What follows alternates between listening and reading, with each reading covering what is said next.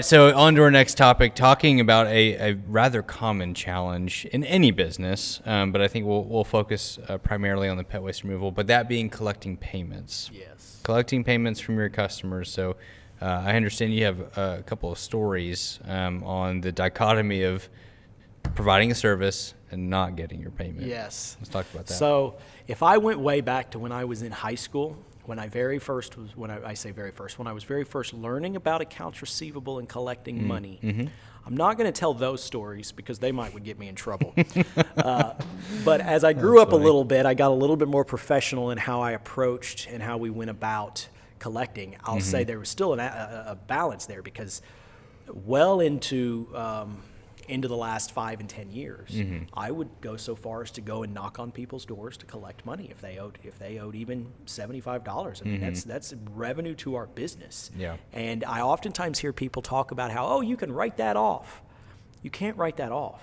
We're not a construction business. We can write off the cost. So the time I spent to go out there, you can't write that cost off. You can only write off the material, like the trash bag you used on that job. Well, obviously you're writing that off. But you can't just, at the end of the year, if you have $1,000 owed to you from 10 people, you can't just write that off. Where your write-off is in a service industry. It's not like retail where you just write off a bunch of, you didn't sell these products, so you just write them off. That's totally different, and I oftentimes do hear people in the service industries, whether it's pet waste or others, that say that they can write that. No, your write-off came when they didn't pay you, and you still bought that trash bag, you still used that bucket. Your write-off is in those costs, and if you have an employee, you paid that person a wage, you wrote that off, and then you didn't get paid for it. But you can't just write off the amount that's owed. Right. You either collect it or you don't. And early on, I did what everybody else did. I collected. In fact, I remember starting off where I would bill, I would have them leave a check under the mat. And then they forget. And then you start the game, the game, and the game of collecting. And then I started saying, okay, well, I'll bill monthly. I'll wait until the end of the month, and then I'll bill. Well, the problem with that is if it's the first week of January and I go out and I scoop, if it's me or if it's a team member, either way, I am spending money and not getting paid for it. And in this case, let's say you go out the Wednesday, January 3rd. I'm making it up, but Wednesday, January 3rd. And you invoice on February 1st. There's something called the time of money. Well, you've now gone 3 weeks without getting paid. And now if they're paying by check, you've now got to wait a few more weeks to get that in the mail, get them to write the check, get that in the mail. So you're liable to go weeks, 6 weeks, 8 weeks without getting paid on that 1st of January. And that cycle it compounds as you get bigger. As you have team members, it gets more and more costly. And so that made perfect sense to me when somebody explained that to me. And I thought, I've got to stop billing monthly. I thought, I'm going to bill in advance. So I'm going to bill on the 1st of January for the work I intend to do in the month of January so that by the end of the month they've paid me and I'm good. Yeah. Well, some people pay me in advance and other people yell at me and say, you're charging me in advance, I'll pay you in February. Okay. And then other people, and then some people don't pay. They don't get around to it. And so then that's where credit cards and such come in. Yep. And we started offering credit cards. And I can remember, I'll fast forward, I can remember it was 2012. And this is all companies combined at this time. This is not necessarily our pet waste business in 2012. But at the time, we had probably, I think I remember having $70,000 in accounts receivable at our business. And again, this was our lawn and landscaping business. Right. But it still rings true here. We had $70,000, and I had sat down to have lunch with a gentleman that was like a grandfather to me growing up, and it was the closest thing to a mentor that I had up to this point. He was in the home building industry. He had built homes and done remodel. And I said, Kirk, I remember having lunch with him. I said, I would be rich by any standard, because at that time, I had never had $67,000 in any lump sum of any kind at this time that I have this much owed to me. I mean, this was a huge sum of money to me. I said, Kirk, I'd be rich by comparison if everybody would just pay me. And he said, you have to work as hard to collect your money as you do to build your business and you do to earn it. The work you do to earn it, you've got to work as hard to collect it. And between that and another gentleman, the lawn care millionaire, so this is the Pet Waste Millionaire podcast, another gentleman who kind of became my mentor from 2012, 2011 on, and even now, the lawn care millionaire. Yep. And he preached a lot about this, about requiring credit cards, the speed of getting your money, and how that convenience cost of 2.5 or 3.5% to the credit card company, how that is far more valuable than any kind of check process, whatever, save you, or any kind of accounts receivable process. And oh my goodness, let me just tell you, there is not, if you said what is the biggest thing you have done in your business, that is in the top 3. Without a doubt, no, hands down, it doesn't matter how you look at the question, that is one of them. Requiring credit cards first, and then recognizing that whether it's weekly, monthly, or in between, the faster you can get your money, the better. And so everybody knows this. You listen to just about anything online today, it'll tell you cash flow is king. I know lots of people building huge brands, speaking brands, just on talking about cash flow is king. And cash flow is king. And so what makes more sense? If I'm scooping today and I'm getting paid tomorrow, that's cash flow, versus getting paid in 1 week or in 2 weeks or in a month. I'm scooping today, I'm getting paid tomorrow. It's a beautiful thing. And that cash flow has been the foundation for everything we have done beyond that. And so it blows my mind that in this industry and in 2022, people still look at the fees, the convenience fees of credit cards, and don't see the value in those fees. Those fees are pennies. They don't even, there's not even a cost compared to the time you spend chasing your money down when you're accepting checks. Then there's all the new stuff, Venmo, and I'm not tech savvy enough to think of any others. PayPal, and that's not new, but you know what I'm talking about. All these other ones, and people love to pay through these. We don't lose any business because we refuse to do that. Because we tell no. To my knowledge, it is not a problem in any way, shape, or form for us, our conversion rates, because we don't offer Venmo payments or some of the other digital ways to pay these days. We require major credit cards, and it's auto paid, auto billed the day after service, and it's that simple.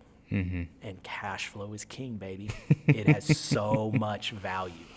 So I'm passionate about this one. This is an example of one that I don't believe there is you can do it different ways. You can justify, okay, I only want to bill credit cards once a month because there is some benefits in the fees in that structure. And so if you're really good at cash flow management and managing your cash in that regard, okay, monthly billing is, but I don't believe, I think it's pretty black and white on requiring credit cards or allowing people to pay by check. To me, that is black and white. You cannot grow a business even to a full truck, a couple hundred, 100 or 200 clients, and properly and successfully manage. It's just, it's too convenient to not require credit cards. So I can imagine that a common question would be, are you willing to lose a client over them not being able to, or agreeing to pay for a credit card? I could count, I might be exaggerating, but I could count on one hand or two hands how many clients I've lost in a decade. I might be exaggerating that, maybe it's 20 clients, but it's 0.0000001%. And I will say this also, I'll preface this also. Here, where I am black and white as far as a general policy, that doesn't mean that out of thousands of clients that might sign up, or hundreds or whatever, that I don't let a few slip in that are check payment. But it's literally, it's a fraction of a percent of the revenues we generate. Pay by check, a fraction of a percent. So how do you identify those exceptions? Oh, like I say, it's if I'm on the phone every day, if I'm the business owner and still on the phone, you can make certain judgment calls. But again, you got to limit yourself. I mean, 1 out of 10 at most, 1 out of 50 is even better. I might make an exception. if she's a little old lady grandma who literally tells you, I don't have a credit card. My grandmother is this person. She doesn't do credit cards. I've told her, I said, you're safer with a credit card. Giving somebody a credit card is safer than giving them a check. I can drain your account. I know a routing number and account number. A lot of people do. Sure. A check is less safe, but she still loves her checks. And so I have this conversation with her. And so that kind of if it's so clear and so obvious when you're on the phone with them and they want your service, and it's so clear and so obvious that they are going to pay using their automatic payment through their banking, their banker or their bank, and they're going to pay like clockwork 7 days after you send them that invoice. We change the billing frequency to monthly, stick them to check. They get an email. We still require email. Like that's when we will draw the line. We won't print and mail you an invoice. We used to do that years ago. We don't do that anymore. Again, it's about simplifying your business for scale. And if it's not for scale, if it's not because if you've grown your business to the extent that you want to, then it's about simplifying your business so that your business can actually provide you freedoms. Yes. So that you can be free from having to run a check to the mailbox, and I'm using that as an example, or run an invoice to a mailbox because you've got that one client who demands that you print that check. Right. It shouldn't be about that one client. It should be about the process and the system of your business. Yeah. So even with requiring credit cards as a part of to be a client of ours, you still have AR. You still have accounts receivable. You still have credit cards that don't. But I'll say this. We collect, I forget the exact, but it's like 99.2% or something crazy. And we do. Part of our client care team, our administrative team, part of their job, because you've got lots of people's credit cards don't go through. So you still have to have some bit of a process to communicate with the people who need to update their credit card, to communicate with people whose credit cards bounced. You still have to have something. But in comparison to I'll go back to having that 70,000 or hundreds of, and look, that was a small business. When I had 70,000 owed to me, I think I had 2 trucks. And so I can just say, if we had not changed, all combined, our companies universally are almost $20 million in revenues in 2021. If we had not changed, and if we had, first off, we'd have never gotten here. Yeah, never. For sure. No way, not possible for us. But if we would have millions of dollars owed to us by comparison. We'd have as opposed to literally collecting on over 99%, we would literally have millions of dollars owed to us. Yeah, I can't imagine what that would have looked like to have not adapted the business model. That is, again, this is an example, not to get too far on a tangent here, but I will. You couldn't have a pet waste industry without technology. In 1975, you couldn't have had a pet waste industry in the same sense that we have it today, because there was no systems, there was no technology that would give anybody the ability to, at any kind of a scalable or at anything cost effective, to be able to manage 100 clients. It's the same reason you didn't have a service industry as a whole. You didn't have a lawn care industry. You didn't have all these industries because, and what little you did have, it was literally fragmented. You had 50 customers because you could only have so many customers that you could keep up with through traditional methods. Technology is what has allowed this industry to exist, and the more we embrace it, the more scale we're going to be capable of. Yeah. A business owner should never fear technology. No, and I'm not tech savvy. And my point in saying that is you should embrace it, but you need to do your research, do your homework, and understand the technology and find ways to implement it so it can provide efficiencies and support for your business, so that you can, regardless of wanting to scale or not, you can be running smoothly and have that freedom for yourself. And credit cards are an example of technology and being allowed to grow through scale. Of course, you also have to have, you can't run credit cards daily you can if you have like 20 customers a day or whatnot. You can manually input them, but even that becomes inefficient. You have to have utilize technology to be able to streamline these things. And 9 times out of 10, when you look at a cost, and when you're looking at investing in technology and there's a cost associated and you're wondering if it's worth it, in my experience, 9 times out of 10, it's worth every penny and then some.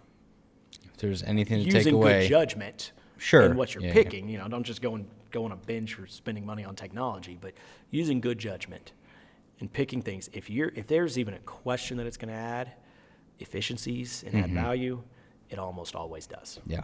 If there's anything to take away from this segment, cash flow is king. Cash flow, Use it. requiring credit cards, and embracing technology Yep. to be able to allow you to do Yep. Perfect.